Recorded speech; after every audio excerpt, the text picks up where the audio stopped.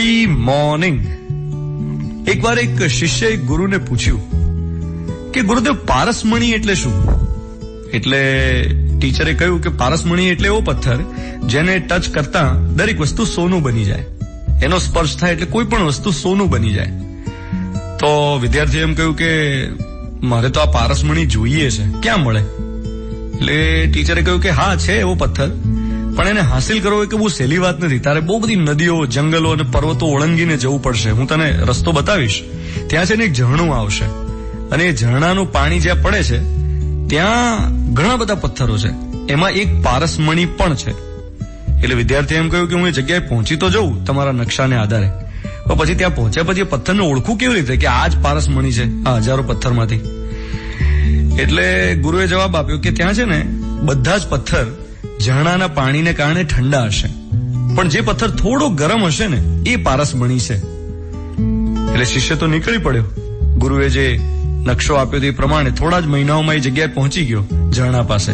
ત્યાં હજારો પથ્થર હતા અને બધા જ પથ્થરને અડી અડીને ચેક કરતો કે કયો ગરમ છે, કયો ગરમ છે. ચેક કરે કે આ બધા ઠંડા, જેમાંથી એક ગરમ છે જે પારસમણી. હવે છે ને બીજા દિવસે ભૂલી જતો હતો કે એને કયા કયા ચેક કર્યા હતા. એટલે એને એક ટ્રીક કરી. એક પથ્થર ઉપાડે અને ઠંડો હોય તો એ નદીમાં ફેંકી દે એટલે બીજી વાર હાથમાં ના આવે. આવું કેટલાય દિવસ સુધી કરતો રહ્યો. પથ્થર ઉપાડે નદીમાં ફેંકી દે. એક દિવસ અચાનક એના હાથમાં ગરમ પથ્થર આવ્યો, પણ એને પેલી ટેવ એવી પડી ગયેલી ને રોજની ફેંકી દેવાની, ફટ દઈને નદીમાં ફેંકી દીધો. અને ફેંક્યા પછી તરત રિયલાઇઝ થયું કે અરે આ તો ગરમ હતો અને ભૂલથી ફેંકી દીધો, પણ હવે થાય શું? ગયો પારસમણી. પેલી આદત પડી ગઈ હતી ને પકડી પકડીને ફેંકવાનું, પકડી પકડીને ફેંકવાનું. તો હવે આ વાર્તામાંથી આપણે શીખ્યા શું? વેલ, હવે આપણું વાંચન ઓછું થયું છે અને આપણે ઇમિડિયેટલી રિએક્ટ કરતા થયા છીએ. એટલે કેવું થાય છે કે તમારા મોબાઈલમાં કેટલા બધા વોટ્સએપ મેસેજીસ આવે પણ એમને તમે વાંચતા નથી.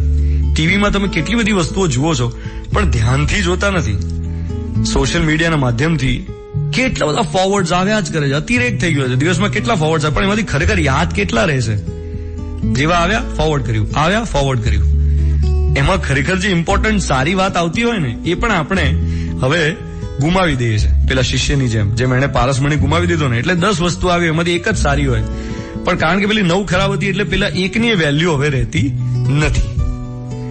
એટલે ક્યાંક મને એવું લાગે છે કે ડિજિટલ યુગમાં આપણે ભલે હાથથી લખતા નથી, વોટ્સએપ કરીએ, ટ્વીટ કરીએ, ફેસબુક પર પોસ્ટ કરીએ, પણ આ જે ફોરવર્ડ કરવા વાળી જે વૃત્તિ છે ને, જે ઇમિડિયેટ રિએક્ટ કરવા વાળી વૃત્તિ છે, એમાં વિવેક બુદ્ધિ કામે લગાડવી જોઈએ. થોડી જાણી ચકાસીને સારી બાબતો જ આગળ મોકલવી જોઈએ.